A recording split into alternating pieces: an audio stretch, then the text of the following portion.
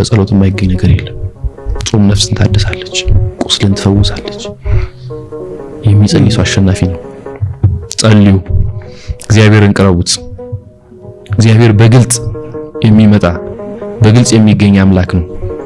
ብትለምኑት የማታፍሩ፣ ብታገኙ፣ ብታጡ፣ ብትነጡ ቀሪ የሆነ አንድ አምላክ እንዳላችሁ ጓደኛችሁ ካደረጋችሁ ታመልጣችኋል።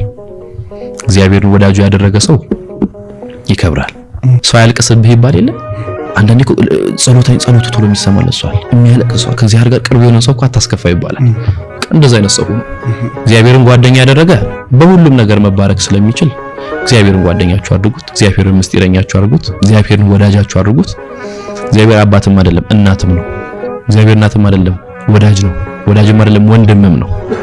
ስለዚህ እግዚአብሔር የቅርብ የሆነ ነው። በትላንት ማንነት የማይለካው እግዚአብሔር ብቻ ነው።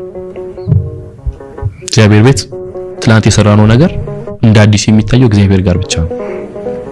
ነበሩ ከማለት ደግሞ ይሰው